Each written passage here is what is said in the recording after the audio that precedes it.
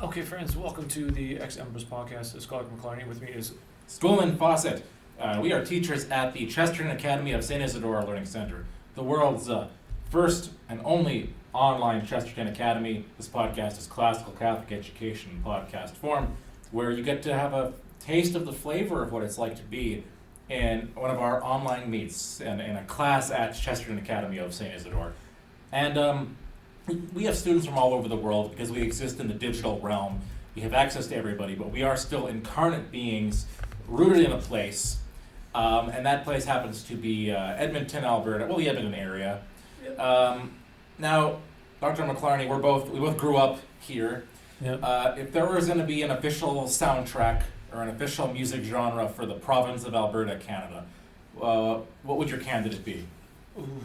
official soundtrack for Alberta. For Alberta, what's the music genre you think you most associate with the province of Alberta? That's such a hard question. So many contestants, it's going to depend on you.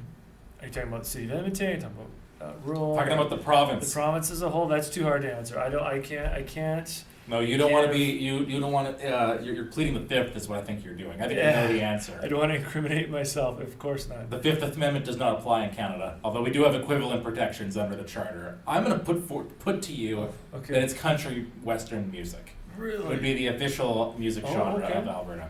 Now, maybe not as much in the suburbs. Why is that though? Well, because I grew up in suburban Sherwood Park, yes, and yet I still knew that everyone listened to country music. I think it's most closely associated with the ethos. Well, I'll put it to you another way. I bet you there are more songs about Alberta in the country music genre than there are in any other genre. Okay. So, I know there's Alberta Bound. Big Sugar has what's that?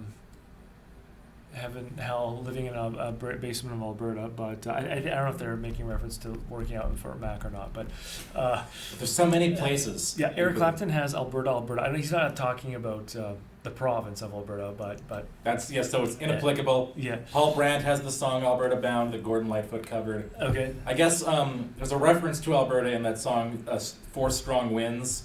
That's Neil Young. Okay. That's probably more folk. That's adjacent to country music. But Bill's got a lot of Canadian references, obviously. He does, of course, yes. Even though he's from Ontario. All Hell for a Basement is the Big Sugar song. All right, and it alludes to Alberta? Yeah, I think it. I mean, it does. Oh no, Alberta's in the song. Yeah. Well, I think also the fact that we host a Big Valley Jamboree, which I think is a pretty well-known country music festival. It's associated enough with us that we have a student here in Alberta who asked, could we talk about country music on a podcast episode? Yeah, and just to dispel myths, though, I will interject here a little bit. All right, in that I grew up in the city. All right. And nobody I knew growing up listened to country until, get this, until I started hanging with my cousins. Okay, so my cousins are from rural Alberta, and they're the first people I actually knew where you turn on the car and there would be country music emitting from it. They eventually moved to the big city, and I don't know if they kept their love of country or not. I think maybe one of my cousins did. But, sure. This reflects Alberta in that I agree with you. I didn't hear a lot of country music growing up, but I knew lots of people who did because I went to school with them, and they all came from the ranches and the farms. Okay, they came into Sherwood Park to go to school. Fair enough. And at one point, we were a pretty rural, small towny kind of province. You could say those demographics are changing. Well, I think we still are a small town province in the sense that there's 5 maybe metropolises. I'm guessing over 50,000, something like that. Sure. Obviously the 2 major centers.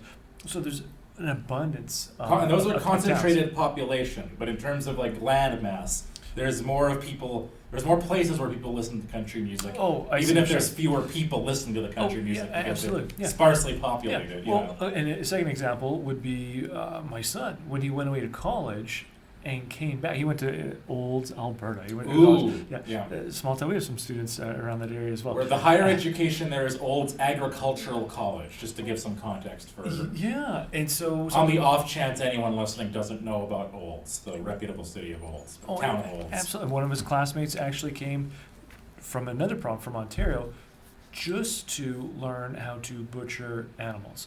He wanted to live off grid, and so he figured, well, I better learn how to. God bless Alberta. Yeah. So when his second time at family member, he was in his car, and lo and behold, emitting from the stereo, country music. So he didn't come out and admit it, but it was there. We heard it. He was listening to country. So yeah, it's. I don't know. Okay, I'm going to assume there's still a divide between rural and urbanites in terms of who listens to it and who doesn't. Probably. And that's actually why I somewhat appreciated that our student asked us to do an episode on country music, because it kind of forced me to sort of engage with it, listen to a lot of it, ask other students and even co-workers to submit their favorite country songs. It's a bit, well, in a completely different way. It's a bit like our last episode on Hosier. I probably would not have listened to that album, but for a student's request. Sure. But now I'm quite appreciative of it, and I think I've grown in my appreciation of country music.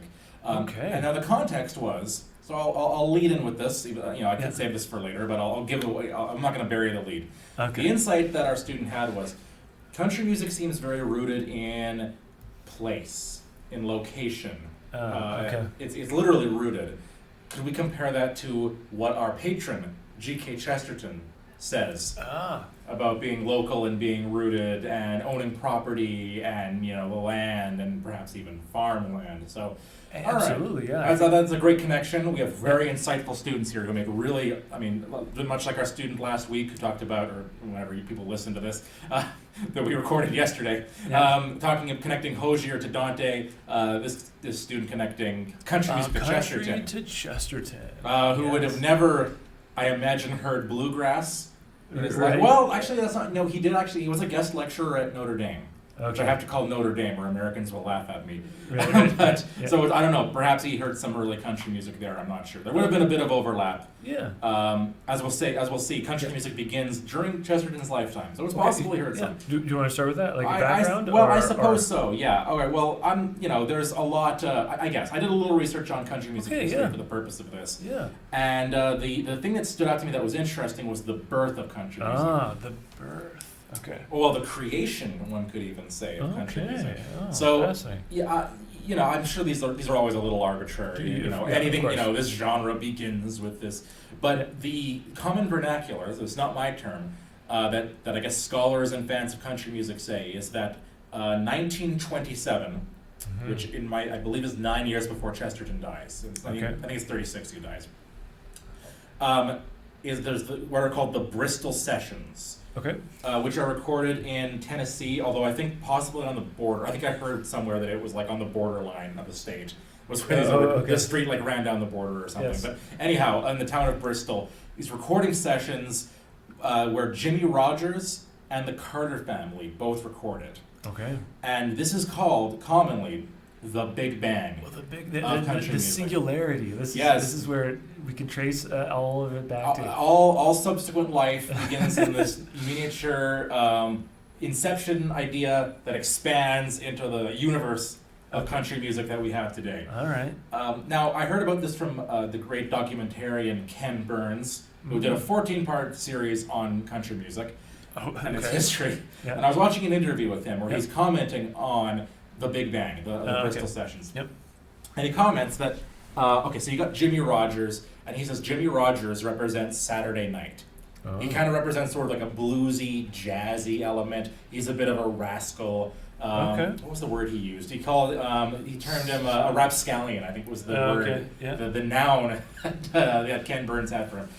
Now the Carter family, and this is Ken Burns' language, represents Sunday morning. They represent the values of church, of mother, of family, of tradition.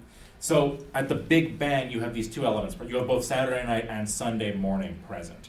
Hard living, drinking, partying, being on the edge of, what would you call it, polite society. Yes. But also this very firm rooting in I guess, a very American Protestant tradition of, church and family and community and being well behaved and respecting your elders, right? Yeah. And finding your meaning in God. Right. I found that interesting because that's what I've always noticed about country music. Yeah, absolutely, yeah. And that was certainly confirmed, I'd say, in paying attention to what people were pointing us to, is that's still present, right? Yeah. I mean, my research maybe wasn't quite as scientific. All I did was listen to the radio. I just turned the radio on and started listening. Well, I think those are technically both equally scientific. I curated. I asked people to send me their favorite examples, whereas you kind of just dipped your cup into the river as it went by. And pulled out different specimens. But that's actually, in some ways, more reflective, I guess. Perhaps just what happened to be on air at the time. But that's just something that just immediately became evident. Not every single song, perhaps, but certainly a reference to the divine. Talking about this marriage here, or I guess at the Big Bang with Jimmy Rogers and the Carter family. Well, one of the songs that came on was "Give Heaven Some Hell." Man. Oh, yeah. Wow! And, all right. so it talks about. I mean, it's a song about a loss for a loved one, someone who's passed on. Okay. But he's imagining him in heaven. Huh. So Right. here it's like a 10-acre field, drinking some beer, hiding it from the big guy, and so on, and causing some ruckus. And so, in other words, give heaven some hell.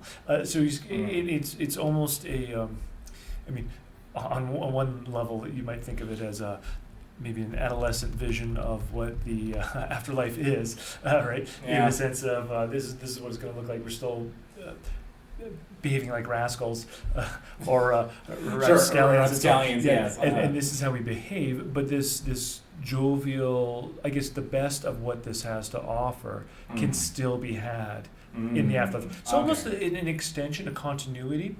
So it's not that, as opposed to our last discussion on Hosier, is that here that is a world that's cyclical. There's no getting out of it. There's no release from it. It's what it reminded me of actually is Narnia without Christmas.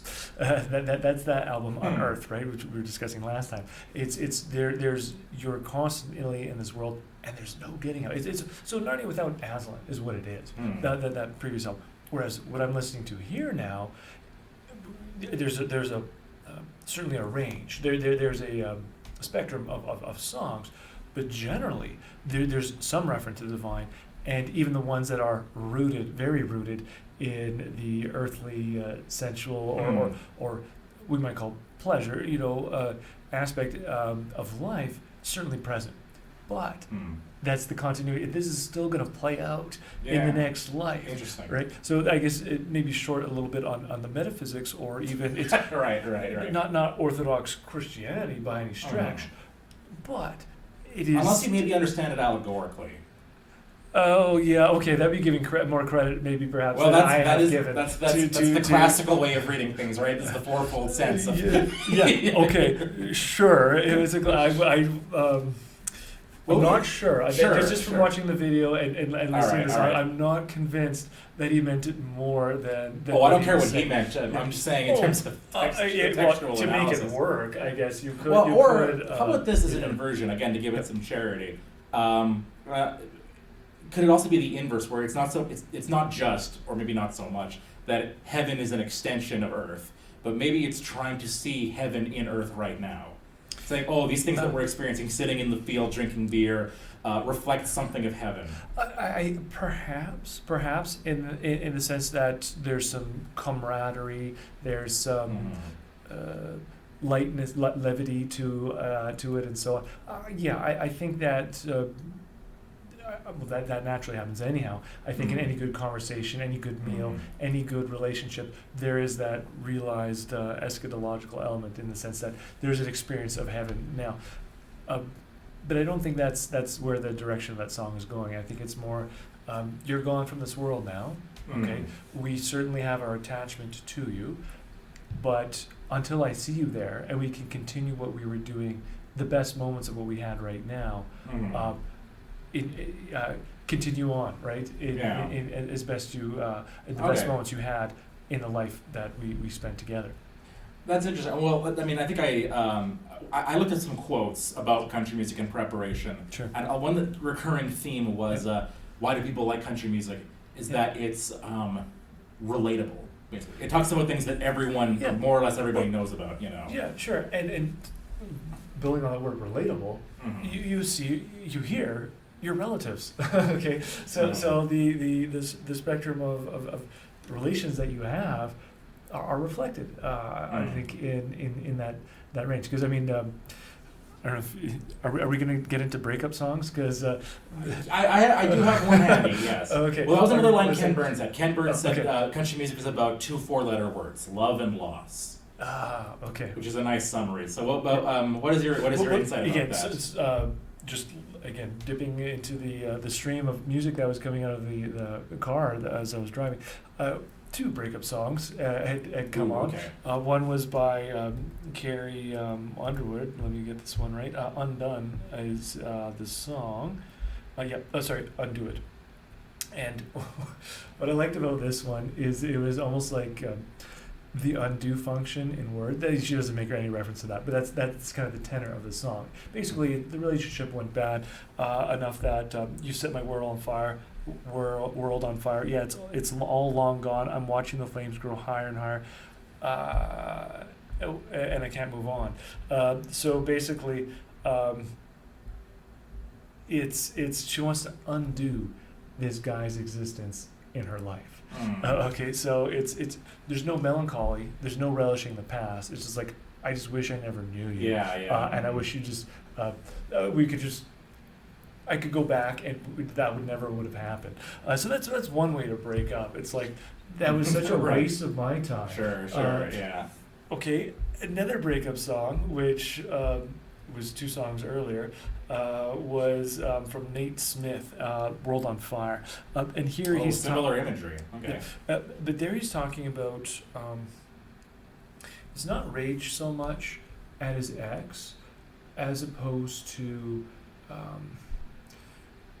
The breakup is such that it's melancholic. He's looking back at the relationship, and he's in such shock that he can't move on past the loss. So it's not regret, like he's mad so much, and he wants to take vengeance or something like this on his ex. But it's almost like this has broken my heart so much. I'm frozen. All I can think about is the good that was in the past, which is I have no longer access to. Okay. So it's not in undo in the sense of let's delete this and I wish it never happened. It's almost like I'm stuck in this moment I'm frozen here that I can't move on past this eruption which has now happened in my life. So, I mean, you have a range. I'm sure if we listen a little longer, we'll hear some other breakup songs, but it's just a different type of reactions to that you talk about love and then loss. Because with any love, there's always a risk of loss. And even that give heaven some hell is a type of loss, right? Of a loved one. But here it's particularly romantic, and so that loss is you can take it different ways when things fall apart. That's it. That's well. So that kind of speaks to, like Carrie Underwood also has songs like Jesus Take the Wheel, right? That's one I remember from back in the day. Okay, so you have, but then, God's not going to come through in her songs. Like she has like a song about the cowboy Casanova. I remember there's that one. Okay, yeah. Or there's one where before he cheats, where she's angry at an ex, or not an ex, like a boyfriend who she thinks is cheating on her. Right. So she goes and like devastates his car with a Louisville Slugger. Sure. And God's not coming through in those. Right. But I think that does reflect what a lot of people's experience of faith is. It's this kind of mixture of like most people have some degree of faith in God. I mean, of course, official religiosity is dwindling. Although it depends where you are and depends on what you mean by that and everything. But most people have some kind of faith. But it maybe doesn't. It's just one of those elemental things in life, alongside love and loss and swearing and getting drunk and doing foolish things, and a more sound understanding of what faith should be might see those as being mutually exclusive. But not necessarily either, because there is that element of grace, of recognizing that most people I mean, this is like, Augustine refuting the Donatists, right? Like, Right, yeah. it's not that the only Christians are the pure Oh, Christians, right, yeah. Or grace only comes through to those who are, morally immaculate. So, And so that elasticity, if we want to think of grace, then is evident when I turn on the radio. Because if I'm going to listen to other stations, rarely will I hear some reference to heaven or the divine or God's grace or going to church even. I mean, it just might just be a reference to Sunday morning, right? As opposed to an entire exposition on a life of faith or something like this. Yeah. But that just comes through loud and Absolutely, clear when the radio is on there. And again, not just saying it's Orthodox theology all the time, but certainly this is part of, the ethos of my exposure to country. Yeah, definitely. And here's my sense of it, and I mean this as both a compliment to and a criticism of country music. Oh, okay. The sense I get from it. So, I'll talk about country music and we'll find our way into Chesterton. Okay, sure. I think it really does celebrate. I mean, as the name itself implies, right? It really celebrates being rooted in a place. It celebrates being rooted in your family, being rooted in the earth, and part of that is faith. Like faith is just part of the tradition there, and that's sort of indispensable for a happy life. And pop music, what is okay? So you have rap music, and that would maybe celebrate success and being wealthy and successful. Sure. Yeah. Maybe pop music and rock music would celebrate love and sex as a way to, a way of finding a happy life. And drugs. Yeah. And drugs, exactly, yeah. right, and drugs. And country music, I mean, there's a celebration of alcohol, but it is interesting how there is something a little more maybe mature about its view of human happiness. I'm not going to quote entire songs here, but I'll come close with this one, because this is the one that our student recommended. Okay. And also because it's actually perfectly emblematic, and the title of it is Buy Dirt. Purchase Dirt, right? Okay. Which is a great title. So you got those lyrics there too, and I'll quote maybe excerpts from it, but here's how it goes. A few days before he turned 80, he was sitting out back in a rocker. He said, "What you been up to lately?" I told him, "Chasing $1." And in between sips of coffee, he poured this wisdom out. Said, "If you want my 2 cents on making $1 count," it's a nice little bit of kind of rustic poetry there, right? You want my little 2 cents on making $1 count. Yeah. Buy dirt. Find the one you can't live without. Get a ring, let your knee hit the ground. Do what you love, but call it work, and throw a little money in the plate at church. Send your prayers up and your roots down deep. Add a few limbs to your family tree, and watch their pencil marks and the grass in the yard all grow up. Because the truth about it is, it all goes by real quick. You can't buy happiness, but you can buy dirt. Mm-hmm. And I'll skip to the very last stanza of it. Okay. It says, and thank the good Lord for it, because he ain't making any more of it. Yeah.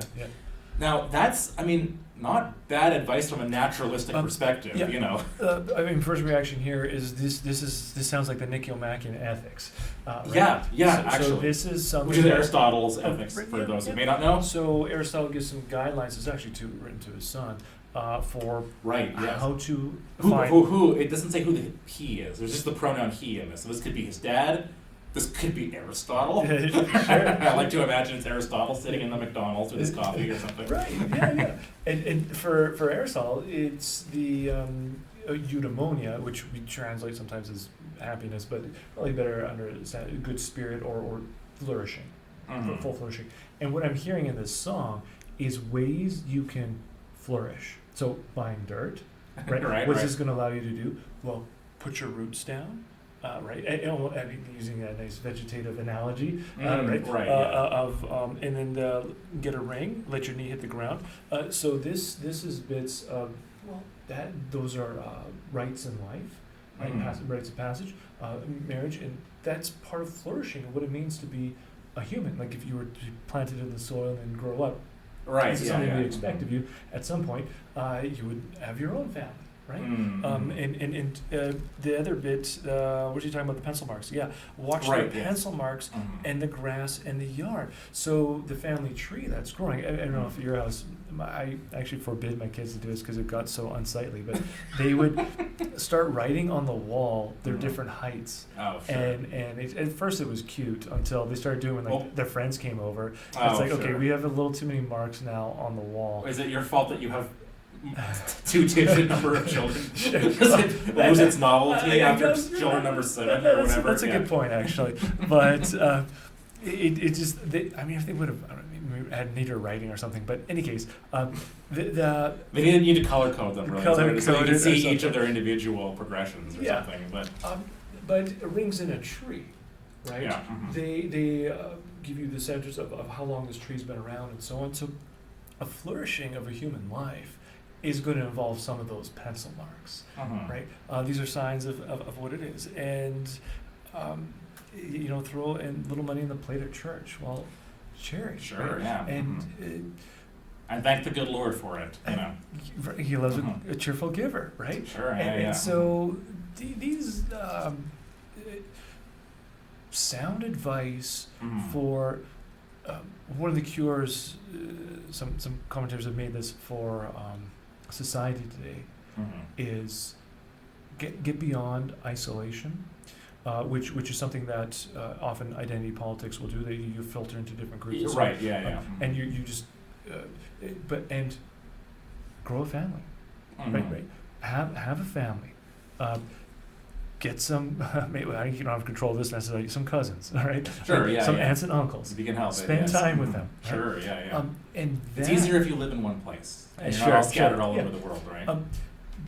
And of course, by extension, in the church, you have a new family again, right? Sure, yes. With God as our Father, and so on. So these are ways in which we can alleviate anxiety, which we can increase our joviality, and find what, if you're thinking of a sociological perspective at least, what Aristotle is talking about in terms of eudaimonia, right? We can find a deeper meaning to what we're doing, going on, making our dollar count. And of course, Aristotle's pre-Christian, which is why he's in the limbo of the pagans, right? For Dante. Yeah. So this gets into deeper topics, of things that neo-scholasticism came up with that are kind of contested by Vatican II era theologians. But I think it's helpful to think of it this way: that humans, in a sense, have two ends. Right? Oh, okay. So there was a recognition it seems like it's in Thomas Aquinas. He talks about grace builds on nature, right? That we have a natural end, which is what it means to be human, and then there's a supernatural end. Okay. So as human beings, what it means to be a rational animal is that there's certain goods that you need to fulfill your end, your telos, to be fulfilled, right? Yep. That would be, it's the three kind of goods. There's self-preservation, like you want to live as long as you can. Yep. You want to reproduce, and you want to be social, right? And so that's familial. It's ultimately the community. It's the polis, the political animals, right? And God is part of that, right? Part of the virtue of justice is that you acknowledge that there's a prime mover or whatever, and you acknowledge him and pay him due reverence, just like you do justice to everybody else. And that's what it means to be. You couldn't be human and not have those be good for you, because that's what it means to be a rational animal. Okay. Then there's this additional thing, though, where God did not have to save us. Right? God could have created us in such a way that He didn't call us to the beatific vision into heaven. Right. And in that case, our highest good would basically be to live good lives, be as good and contemplate God. Like you need God to be happy, but kind of contemplating Him from a distance, which is exactly what Dante depicts in the limbo of the pagans. Right. But God has additionally, by grace, freely chosen that He's also going to invite us into His family. Right. And that's our supernatural end, which is the actual contemplation of God. And you need, so the virtues that are natural are, you've got the cardinal virtues, the natural virtues, justice, temperance, prudence, fortitude, right? And those are acquired virtues because human beings, in one sense, can get them on their own. Right. Yep. Which is why, again, we all sort of know non-Christians who seem like really good people. Sure. And we're allowed to say that from a natural perspective they are. But then the virtues that get you into heaven and into the eternal life, which doesn't mean eternal existence, but the eternal love of God, right? Yeah. Those have to be infused. Those are a grace. Those are given. That's faith, hope, and charity. Okay, right. Yeah. Now, in the realm of the what's interesting, these are Christian songwriters for the most part, certainly working in a Christian tradition, but they're talking in about natural goods, I think primarily. Right. Like, it is good to contemplate God in this life in some way, like throw a little money in the plate at church, because it's kind of part of this package deal of what it means for you to be happy in this life. Yeah. Which is good as far as it goes. Well, and we'll get into my limitations of that. Yeah, okay. The limitations in the future. Okay, but can I throw in another song? Please. Oh, okay, please so this one came on twice while I was listening. So, all right. In the same day, obviously at different points in time on the radio, but and it's called Standing Room Only. All right. Tim McGraw, and basically. This is well, I'm going to read the first stanza of the refrain, but he says, I get so mad at things that don't matter way too much. I let the way back winds and my old friends scatter like they were dust. I get to chasing that rainbow pot of gold right into the pouring rain with nothing to show for it, standing there soaking wet, looking up, shaking my fist as the thunder rolls. And now and then on nights like this, I catch a thunderbolt. So it's almost like he's chasing the things of this world, or thinking of, how come I'm not achieving eudaimonia in this life, and shaking his fist or something at heaven. But he catches a thunderbolt once in a while. He says this. This is the chorus.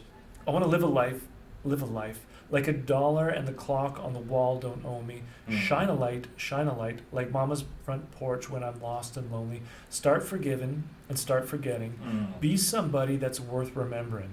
Live a life so when I die, there's standing room only, standing room only, standing room only, standing room only. And so it's interesting. He's very close to saying, I want to possess the Beatific Vision. Right, yes. But it's certainly, if we want to go to that scholastic way of looking at nature and grace, as far as the natural life goes, this is it, right? Sure, Is that's about the best you could hope for from this life, and it's pretty good as far as it goes. And he continues on. I don't want to take my grudges and my old regrets, right? I'll let them go.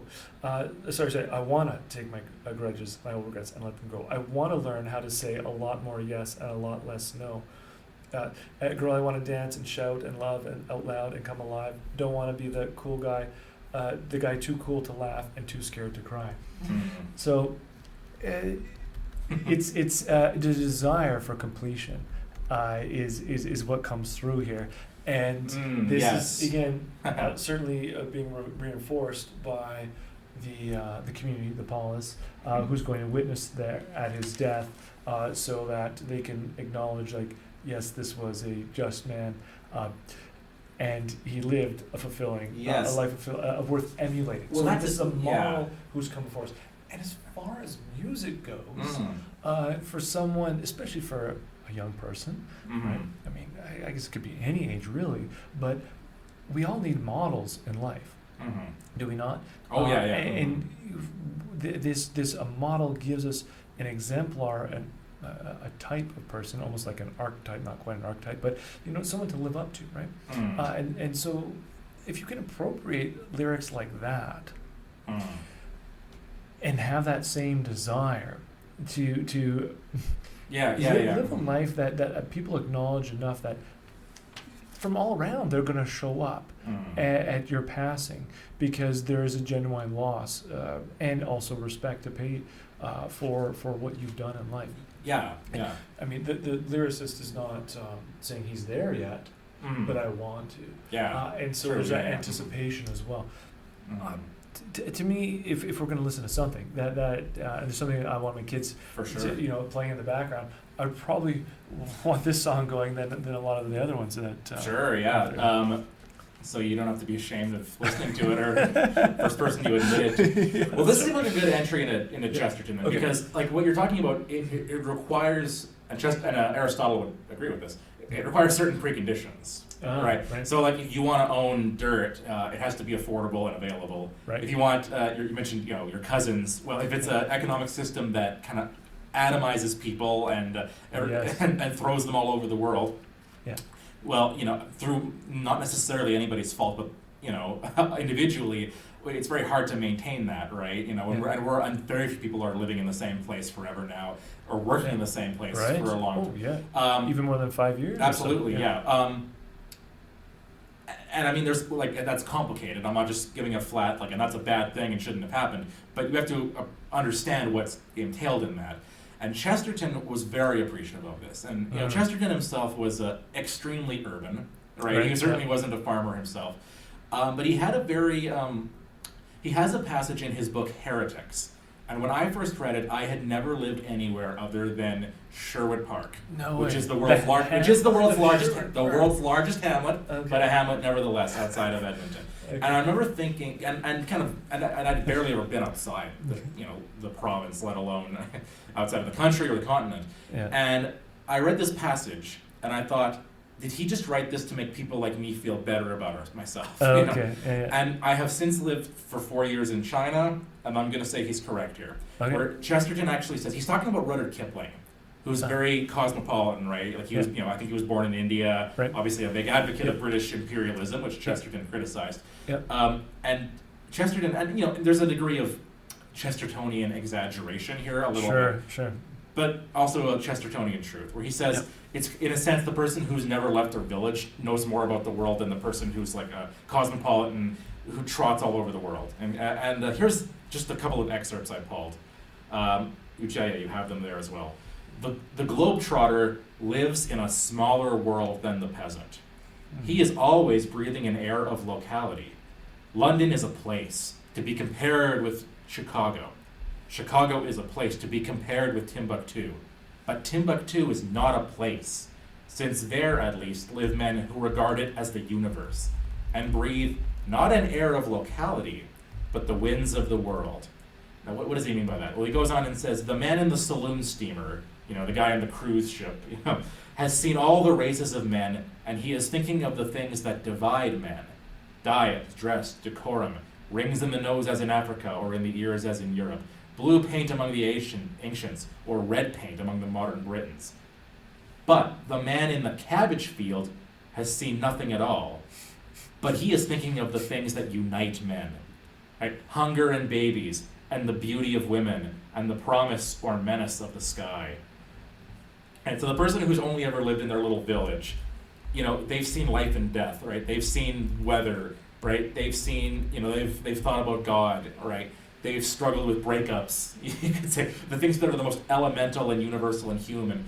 That's what they've seen, as opposed to the globetrotter who sees the world as a bunch of compartmentalized sections. He has a line too about again, he alludes to it in this passage, but for the person in the village, that village is the universe.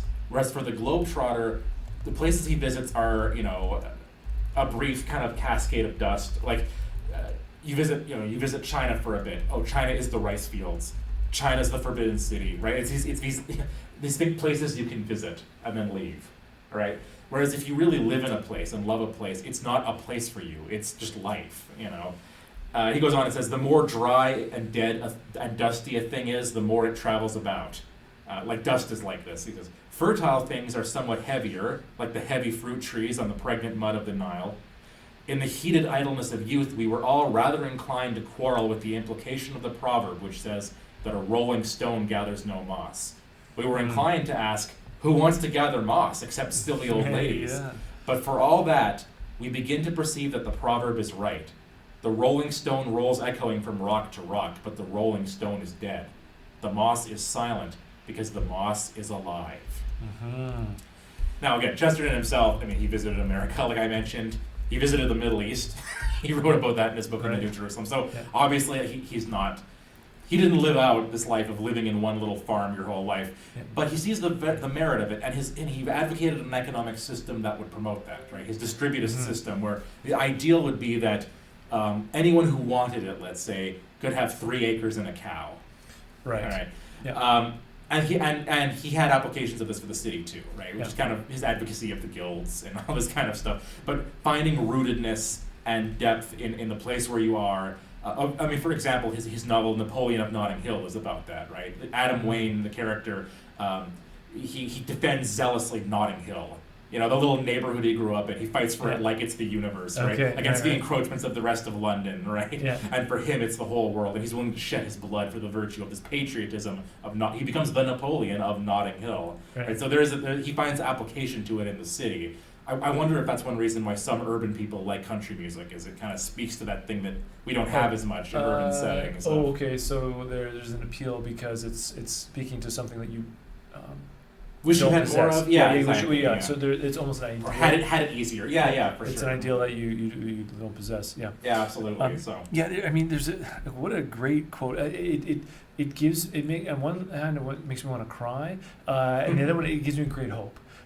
So in terms of breaking down, like, what a challenge! What a it's almost laying down the gauntlet, I think, for any of our students, and anyone who uses social media or is absorbed in the world of Netflix and so on. Because why? Well, this you're talking about the globalized the globetrotter is compartmentalized, right? Yeah. And in this tiny little view where their world is fragmented.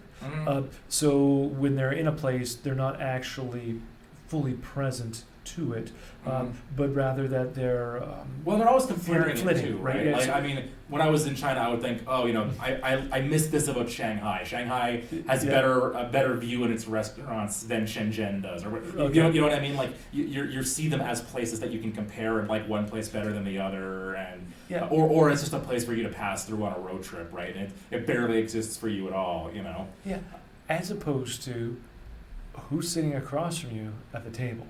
Right? Yes. Or as opposed to, what exactly am I eating and where did it come from? Right?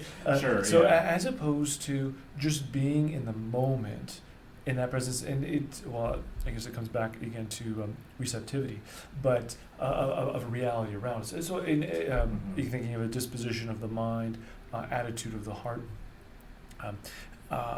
But here, so the part that makes me want to cry is what a challenge to people today, especially young people. I mean, walking through the schools and so forth, in brick and mortar. At lunchtime, if 5 or 6 friends are sitting around together, for sure, 2 of them are like this, right, in front of a screen. There might be 1 or 2 actually eating food, and there might be one conversation that's going on. The other day, our colleague was explaining how one of a couple of friends were over, our son's friends were over at her place, and she took a picture of them because they're all on their phone. It's all 4 of them, right? Yeah. Instead of actually conversing with each other. So we might not be Kipling able to spend time, in different continents and so on. Well, Marshall McLuhan would say, in a sense, we are with digital media. Yes, right, because this time frame of 29 seconds or making some TikTok video, right, where we can quickly glimpse, and they're very addictive because you're quickly getting a glimmer of what someone else's life is like when it's, of course, staged and so on. And wow, so you're enwrapped in that as opposed to actually being present to the person who's beside you. And even when you are next to people that you want to be with, right? Yeah. So you're next to your friends and so on, you're having this blockage because you're constantly wanting to refer back to something else, or you want to capture it digitally or whatever. So you can't really sit still, so you can't gather moss, right? In that sense. In terms of hope, though, right? This does give hope for someone who, maybe some of our listeners, but maybe we don't have the chance to visit all sorts of different places in our lifetime. I know when I look at the clock, it's like, okay, I don't know how much time I'm going to have later on in life for voyaging, and there's always so many places you'd love to travel. Maybe say like Ephesus or all sorts of places, the Holy Land, whatever it is, right? Maybe I won't even get there in my lifetime. But that being said, well, what am I going to do then, right? How am I going to live each moment? Right? And so thinking, going back to Aristotle, well, he would say, live it excellently, moment to moment. And I think that rootedness is certainly key. And what would you think? What about letting the moss grow? How would you let the moss grow? Well, I mean, this is I also don't. Well, I mean, I think this goes beyond country music in some ways, which we should discuss it maybe. Right. But I do think, I mean, part of why people are looking at their screens is because sometimes, in a sense, they're looking for a different kind of community. right? Sometimes, I mean, for example, we teach students from all over the world, and they may find better association with students who are with them in Chesterton Academy than with the kids around them. The global village, like Marshall McLuhan would say. And the fact, like McLuhan would say, the fact that in some ways through digital media you can be all over the world is not a blanket bad thing. There's advantages to it as well. Sure.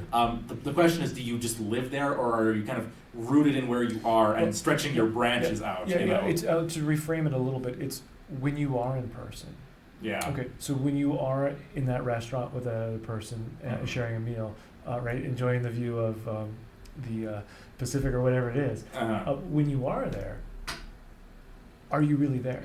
Yes. Yeah. Okay, so are you receiving the moment? Yes, for sure. We need to be embodied. We're embodied spirits. Right. Which So there's elements of both. and Yes. again, tying that back to country music, in that this gradient of from Jimmy to the Carter family, Yeah, right? There's a gradient there, right? But at least it's going to revolve back, right? Yeah. To the For sure. Yes. the present. Yeah. Now, should it stop there? Is kind of the problem. Well, This is where is maybe an issue. But go ahead. I mean. Well, maybe we need a different genre. I don't know if that. You're keying me up now okay. you're teeing me up for my conclusion here. But let me quote an example of this from Morgan Wallen, I think. More Than My Hometown is the name of the song. I think I sent you some of it. He says, "Girl, our mamas are best friends and so are we. The whole town's rooting for us like the home team. Most likely to settle down, plant a few roots deep down and let them grow. But we can't stop this real world from spinning us. Your bright light's called. I don't blame you for picking up. Your big dream bags are all packed and ready to go. But I just need you to know that I love you more than a California sunset. More than a beer when you ain't 21 yet. More than a Sunday morning, Lord, turning some poor lost souls around and hallelujah bound. Mm-hmm. Yeah, I love you more than the feeling when the bass hits the hook, when the guy gets the girl at the end of the book. But baby, this might be the last time I get to lay you down, 'cause I can't love you more than my hometown." This is the guy who's so very rooted that he's actually choosing the town over the girl. Right. Now, I'm gonna say I'm not gonna say whether that particular dilemma is the right. That might be the right choice, or it might be the wrong choice. I don't know. Yeah. It's very interesting. There's no other genre where you'd be like, yeah, I'd rather live in Edmonton than be with the girl I love or whatever. Yeah, you just wouldn't see that. So it's interesting. What's I think is. Well, go ahead. Yeah, flush that out. I'm just thinking here, because you mentioned California, right? So Right. more than a California sunset. So here in relationships, sometimes this is one reasons they fail or a breakup happens is, well, I don't want to move. I don't want to go to LA and live there. I want to stay in my hometown. So this might be true to form in the sense that Sure. Yeah. I'm going to prioritize this locality, this rootedness over some displacement, even for this great love that our relationship has. Right? Yeah. So. Well, yes, and that's actually.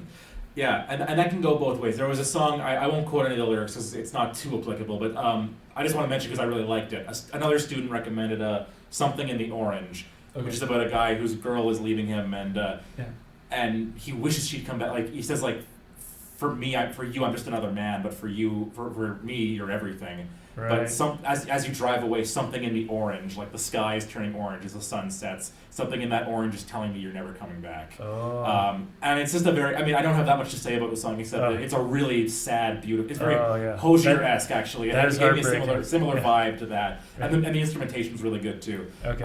But what's interesting is, again, there's all these elemental, primal, natural goods that are kind of tangled up together, and God is just kind of one of them. You know what I mean? Like Sunday morning is... Yeah.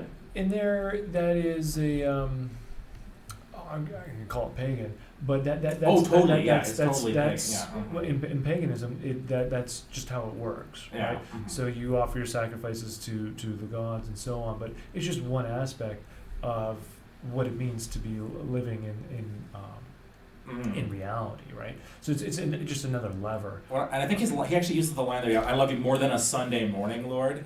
And I want to put another student sent in, what was the song? Oh, it's called American Kids. the core is, and it's talking about like all these elemental experiences that everyone had, and I don't think I sent you that one. I just have it here. But we were Jesus Saved Me, Blue Jean Baby, Born in the USA, Trailer Park Truck Stop, Faded Little Map Dots, New York to LA. We were Teenage Dreamin', Front Seat Leanin', Baby Come Give Me a Kiss, Put Me on the Cover of Rolling Stone, Uptown Home, Down Home, American Kids. And he mentions, goes on and says, like, we were making out on living room couches, blowing that smoke on a Saturday night, a little messed up, but we were all right. Baptist church parking lot, trying not to get caught. And it goes on about this, right? Like, so these are all just, and he's celebrating all of this. Like, we all had these elemental experiences of, young love or young romance and blowing smoke and breaking the rules on Saturday night. And then, so there's a celebration of church as just one of those things that's part of this elemental natural experience. Yeah. But it's not that God kind of comes first through a lot of it. Now, there's some, I think, where you can read it differently. And I think if you read Buy Dirt Charitably, you can kind of see it that way. But just go back to the last one. Oh, but sure, okay, the one before last that we were reading there. The California Sunset. So there, in that sense, if you have to choose between many goods, things that are good, it's not always a great moral dilemma. I mean, it's a difficult decision, but one thing's good, the other thing's good, the other thing's good. So, I mean, you can't do all three things at once. So you can't, move to the coast and stay in your hometown, or how is this going to work? And here, faith is just one other of those goods. So it's not really seen as a great dilemma in that sense. Yeah, right? Exactly. Because it's just one amongst many. It's just another nature, if you want to think. There's no grace or supernature, if you want to think of it that way, the supernatural, that is all these things are rooted in and going back to. Sure, and I think of the Canadian philosopher who we've mentioned before, George Grant, right? Who was a great proponent of what he called Canadian nationalism, and he's a Christian Anglican Platonist philosopher. And in his we're book, not sure what order that. Depending on the day, what order that is. But what's a Platonist who thinks that the eternal is all that matters ultimately? Why is he defending Canadian nationalism? Right. And his argument was, and he's not, Confucius kind of says this too. Confucianism has, this is something I learned in China, right? Trying to root myself as much as I could in China to understand it. Confucianism says something very similar because it's very big on filial piety, right? And I think Confucius actually says somewhere in the Intellect, like, if you can help it, don't move further than a few miles from your parents, this kind of thing. Yeah. But the goal for Grant's explicit about this. He says, loving your own is the first step towards loving the good. Because if you love your own, if you have something that's your own, then you're willing to deny yourself in the service of something else. So like, you love your country, so you don't want it to be overtaken by the United States. So you're willing to put up tariffs to stop capitalism from America from taking over the Canadian economy, and that means you'll pay more. Like, stuff will be more expensive, but it's worth it to deny yourself because you love your country and want to save and preserve its heritage, right? And that's the first step for him. I mean, whatever you think of that. Yeah, the point is there, like, that teaches you to deny yourself, which means that there's some good that's higher than yourself, and that ultimately leads you towards the good with a capital G, which for him is ultimately God. I mean, that was his conversion, right? Sure. He during he was during the war, he was helping out, and he was almost in despair from what he was seeing, and it's very C.S. Lewis-esque. He gets off his bicycle to open a gate, and by the time he gets back to the bicycle, he has this insight from Scripture, right? I am not my own, and that's kind of the moment of his conversion and transformation, right? And that's his whole. He criticizes liberalism for being individualistic and saying, yes, I am my own. I can do whatever I want. And like family, my body, my country, all of those are subordinate to my desires, right? Don't tell me otherwise. Exactly. So if you want a divorce, or you want to use contraception, or you say, I want cheap goods more than I want to stay Canadian, right? Like, all of those get secondary to self, right? Okay. So which is why Grant is in favor of this kind of strict political. Maybe he would have appreciated some of. It's kind of distributist, it's a little distributist in some ways. It has some kinship to country music. So that's sometimes missing. I mean, if your goal is, my highest good is to live in a small rural town, and go fishing, and I'm not willing to give it up for anything, I mean, maybe it's worth not going away for a girl, but you know that shouldn't be your highest good. That's supposed to be a sacramental, allegorical thing that then leads you into, you know, the highest good is my home in heaven. You know? Yeah, right. So then it comes down to what do we mean by rootedness, right? So where are our roots leading? So the example you gave there with Grant, good Platonist, is his nationalism or love for others, right? And obviously serving in the military would be a good example of serving for others. And a type of nationalism. Well, it's because of this other destination towards which we are heading, right? So the great good. Whereas, if you don't have that in mind, well, what are your roots going to do then, right? So why plant them? Well, I mean, there's lots of organic reasons or natural reasons you could come up with, right? But yeah, you're right. If you don't have that ultimate vision, then what are you left with, right? So I mean, it's certainly a long way from what we were looking at yesterday. But okay, sure, now did you want to come back to Buy Dirt though? You had mentioned. I kind of did. I want to put a positive spin on it, and I want to use C.S. Lewis again. C.S. Lewis has a book called Reflections on the Psalms, and you're an expert on the Psalms. Have you read his book on the Psalms? I read his bits. It's not my favorite of his books. There's parts I think I did come across that. He had some other stuff that was more useful. Well, he's a really interesting introduction actually to St. Athanasius. Commentary on the Psalms. Oh, that's great. But yeah, I think I looked at it. I did. Well, there's one passage in here. I mean, it's worth reading. Like everything Lewis wrote, kind of is. But there's a passage that I do think that I was reminded of. I just thought of it right before we started recording, so I'm sorry. Oh, sure. I didn't give it a good chance to share it with you, but he's talking about kind of some of the imagery in the Psalms, and I'll try not to read too much text here, but he talks about the Jews were not, like the Greeks, an analytical and logical people. Indeed, except for the Greeks, no ancient peoples were. The sort of distinction that we can easily make between those who are really worshiping God in church and those who enjoy a beautiful service for musical, antiquarian, or merely sentimental reasons would have been impossible to them. Now, he might be overstating this, but I think he's onto something. We get nearest to their state of mind. He's talking about, again, the ancient Hebrews. We get nearest to their state of mind if we think of a pious, modern-day farm laborer at church on Christmas Day or at the harvest Thanksgiving. Now, I mean one who really believes, who is a regular communicant, not one who only goes on those occasions and is just a practicing pagan. So not a creaster, as we call him today, a Christmas and Easter guy, right? Yeah. So the man I picture is a real Christian. So he's a pious modern farm laborer who's a real Christian who does go to church every Sunday, not just a practicing pagan, like I think some of these country musicians are. Yeah. The man I picture is a real Christian, but you would do him wrong by asking him to separate out at such moments some exclusively religious element in his mind from all the rest. From his hearty social pleasure in a corporate act. His enjoyment of the hymns and the crowd, his memory of other such services since childhood, his well-earned anticipation of rest after harvest or Christmas dinner after church. They are all one in his mind. This would have been even truer of any ancient man, and especially of an ancient Jew. He was a peasant, very close to the soil. He had never heard of music or festivity or agriculture as such things separate from religion. And as religion separate from them, life was one. So he says, this of course laid him open to spiritual dangers which more sophisticated people can avoid, but it also gave them privileges which they lack.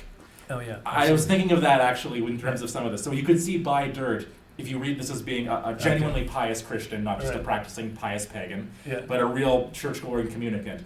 You can see all that, like the dirt you buy, the family tree, all of that as being not so much like God is one thing in the mix of all these goods that you have, but you could see all of these as they're inseparable from God. You know, like they're all His gifts to you. You give thanks for Him by going to church and throwing some money in it. And I mean, the song ends on that note, and thank God for it. Well, you know? So you could charitably read it as something like the spirit of the Psalms, maybe. Well, absolutely, like Psalm 3, which we looked at. So that ends with, let thy blessing be upon thy people. So Augustine points out that this is an act of acknowledging this is God's work. It's His blessing, it's His people. Right? And so in Buy Dirt, it's all this stuff. All the goods, all the roots, all of that comes from above, right? And even below is from God's grace as well, right? This earth, dirt, everything, right? So this is well, a Eucharist in the sense of Thanksgiving, right? I give Yeah. thanks, and so this is, thank God for that. So there, I think you have I guess capturing what Lewis is talking about there. There's an integrity there between all those aspects of life. It's not the beer sitting on the field, right? Is connected to the church service Sunday morning. Yeah, sure, and he's through God. And so the psalmist and others singing the psalms don't have to make that step that Grant, as a Platonist, might have to take, like as Lewis points out, like only Greeks would like take that further step. So that it's, I guess, more Aristotelian, if you want to think of it that way. Sure, of course, where this is all bound together. We can't really separate form from matter and so on. So for sure. So here's my last thought on it, I guess, which is I did not grow up with country music, but as I've mentioned on this show before, I was raised evangelical. And so my parents would listen to the Christian radio station, and at the time, they've since split. We have two Christian radio stations now, which are, one of them is kind of the modern worship music and pop Christian music, and the other one is Southern Gospel. But when I was growing up, I think it was all just one station. It was AM 930 The Light.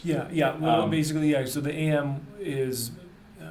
AM wise talk, and they have some music once in a while. Yeah, they have the Southern Gospel. Shine FM plays the kind of modern Christian pop music. It's almost not totally, but it's like 95% just music. Sure, right? So growing up, we listened to AM 930 The Light, and so I heard a lot of Southern Gospel music. Right. And I will say there was a period when I was in like high school and college where I actually got really into it. And it's very Baptist-y. The Confessions of Mr. Fawcett. Yeah, it is. I haven't listened to it. I thought about revisiting it. I used to listen to like a lot of Bill Gaither and Mark Lowry. The Gaither vocal, the harmonies are incredible. The vocal performances are top tier. But I will say, I think it's interesting how there's that real kind of Venn diagram overlap between Southern Gospel and country music. Mm-hmm. But Southern Gospel, it's got a lot of corniness and faults as well. But it is at least explicitly saying, God is what's at the center of this. Right. And it goes beyond rootedness in just this earth, but it recognizes that, and this is captured in the loss element that we've been talking about, that all this is great, but you are going to lose. I mean, even standing room only, at one point you're going to have to leave this, right? Yes. And there's one of my favorite, I still think it's a really beautiful song. You should, I'll send it to you after we record, but unless you listen to it already, but is Beulah Land. Okay. Of course, there's a line. It's from Scripture, Beulah Land, and it's a nice little brief set of lyrics here. This is from Southern Gospel. It's I'm kind of homesick for a country to which I've never been before. No sad goodbyes will there be spoken, for time won't matter anymore. Beulah Land, I'm longing for you, and someday on thee I'll stand. There my home shall be eternal. Beulah Land, sweet Beulah Land. It's very, this world is not my home. I'm just a passing through. The same kind of sentiment there. And I guess I'll admit that I still find that I respond more to that, to Southern Gospel, than maybe I fundamentally do to country music for that reason, But maybe like Lewis says, maybe there's a bit of childhood nostalgia mixed in with that, right? Maybe it's part of my own experience being rooted in Albertan evangelical subculture, right? And so it gets tangled up in my mind with my religiosity. I don't know, but for me, I think it raises a bit of a paradox in that. Here it's talking about the land I'm longing for. Someday I will be there, right? Mm-hmm. So we're just passing through until we arrive at the destiny. We're going back to Chesterton's quote there about the moss compared to the rolling stone, right? And another passage you'd mentioned. I think one of the lyrics was mentioned Rolling Stone magazine, but thinking like say like the Rolling Stone groups or whatever, emblematic of rock. Rock and roll, right?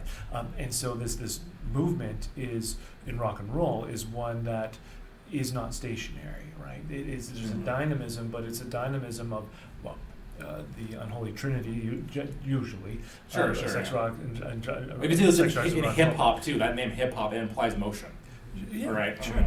So that you can have that. Or rhythm and blues. There's that element of movement in rhythm, And again, to tie into we were talking about on our last episode, the cyclicalness of on Earth, right? Mm-hmm. So there's a movement, but where is it going to go? Mm-hmm. And I think what we're sensing here in the paradox with country music, at least some of the songs, that there is more of that moss sense. Hmm. And I think, and Chesterton points this out, the moss is at least alive. Yeah, right. As opposed to being perhaps more shallow and just on the surface of things, and not really experiencing life in the Aristotelian sense of what it's meant to be, right? So there's that paradox. But if you are too moss-like, right? If you are too rooted Yes. in the goods of this world, well, that can also be blinding, right? And it's, I think a song like this, this gospel song in particular, gives us that homesick for a country. Yes. So it can capture, I guess, both, because referencing country, right? You can capture that paradox. I suppose live here in the country music. If it can work both ways. We're homesick for the country. Perhaps a more ideal version of this life that's surrounding us, but also really for what St. Paul talks about, where our citizenship is in heaven, where it is. And that may be a silver lining to the fact that we're not as rooted anymore. For all the demerits that come with that. Oh, right. Maybe the fact that we don't have that forces us to remind us that we live elsewhere. I would like to hope that. But in the disconnect that I see amongst most people from any rootedness, I would. We'll see. I speak from when I was in China. First of all, I have to say, this is why that Chesterton quote speaks to me. I really was going to not add anything because we're over an hour now. But the first time I lived outside of this area in China, man, I used to kind of be a little self-deprecating about where I was from, but I really got it. Kind of missing this land, the prairie land, which I'm really fond of. I mean, I really had that almost a mystical experience when I first stepped on this after being away for so long. But being in China, and there was a time where I was there during COVID, so you couldn't leave. Yeah. So necessarily, I don't have much of the language there. I'm not ethnically from there. No family there other than my wife. That forced me to really invest in my church. Sure. And we had to. It was like an hour trip there and back. Every Sunday. You had to really make time for it and really be intentional because everyone was coming from all over the city. Right. So it wasn't like an organic. It wasn't like a parish. Where it's in theory everybody who lives around this church, right? Everyone had to really make a point of seeing each other and carving time out of their day, out of their week, if you wanted to see these people. And it was tough, but man, it was. And the liturgy wasn't great. Sure. The homily, the priest didn't speak English that well. Yeah. But man, I would have kind of been more critical of it, but I was appreciative of it there. So I think there's a possibility for that. Okay. If people are open to the Spirit and willing to, that the rootlessness can force you to be rooted in, because that was the only thing you had. Yeah. And we were all expats who had nothing. We were from Indonesia, Canada, all over the place. We had nothing in common except our faith. Yeah. So there's an intentionality there. So there's an extra step which you needed to take. For sure. Yeah. Right. Yeah. In order to as not be a rolling stone, but moving on to homesick for that other country. Absolutely. By being rooted together. My time in China was very brief. But my wife and I were parsimonious enough that we take the public transport. So I was just a lot better than here. Yeah, I was just very curious. What is it going to be like being on the subway during rush hour in Beijing? And thinking, this guy with a big beard and bald, I'm going to stick out from the crowd, and I'm just wondering, how are people going to react? What's it going to be like? You know what was breathtaking is that we're on the subway. It's moving. Almost no one's looking at you.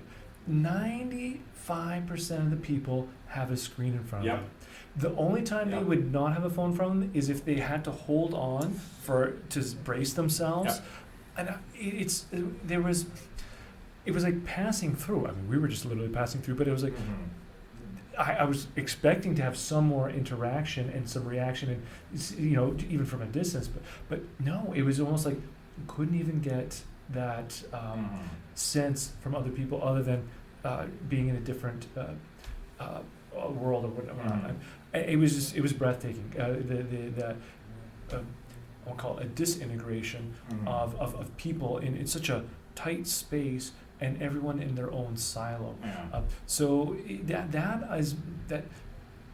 the more we become integrated with technology and absorbed into it, that would be my fear. That's why I think this it's a nice antidote in some ways. For It's sure, yeah. refreshing. For sure, right? yeah, you're right. For this, instead of being bifurcated from the person right Mhm. beside us, but to Yeah. have a little more rubbing of shoulders and faces, right? Well, and I will say that was another thing that I had to kind of do was root myself there as much as possible. So I did I spent a lot of time walking between my apartment and the school where I work. Okay, right. And there was like a lake that was a man-made lake that had kind of a nice stone bridge, and it was dirty. And I'd go out and hang out there with my wife as much as I could, and watch.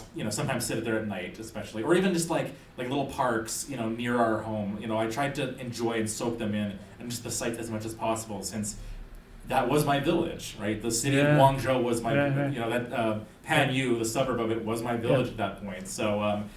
And yeah, country music captures a bit of that spirit, and there's moments I still am nostalgic for that, that was a nice path I could walk, I hope to visit again someday, Right. And this is ultimately C.S. Lewis's thing, right, of sensuit, right, it's these things elicit a longing in us that right. they even themselves can't fully satisfy, because of course you can never go home again, right?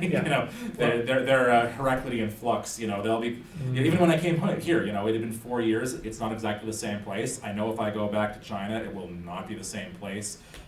This won't be the same place tomorrow, even when we get back, as it is right now, so I think these moments we enjoy are supposed to leave us kind of wanting more and not being able to deliver on them, Right. But Well, we're homesick, right, for another for country. Beulah land. Yeah, that's right. Well, and we'll talk about this more in Johnny Cash's context, I think, in our next recording. Right. Yes. He embodies Saturday night and Sunday morning for sure. Yes. In his In life the and one in his person. lyrics. Yeah, the one guy. Definitely. Yeah. So looking forward to that. But again, thank you to the student who suggested this, and to all the students who submitted songs. It was a really interesting journey. Yeah. To get into that. And we'll see. It'll be interesting when I stop recording. Will I keep consciously seeking out country music, or am I sort of closing the book on that? Make And sure you're letting this test. we'll let you know. Yeah. Anyways, would you like to conclude for us in prayer? Or? In the name of the Father, and the Son, and the Holy Spirit. Amen. Heavenly Father, we give great thanks to you for your goodness, for your glory, for your great grace in sending your Son into this world. We give thanks for his life, for his cross and resurrection, for the new altar in which he gives us his body and his blood. We thank you for these holy sacraments, Lord, for these touchstones which draw us closer to your heart. And we pray, Father, that you may bless and guide our journey here below, that we may one day join you in our heavenly homeland. And we make this prayer through Christ our Lord. Amen. In the name of the Father, the Son, the Holy Spirit. Amen.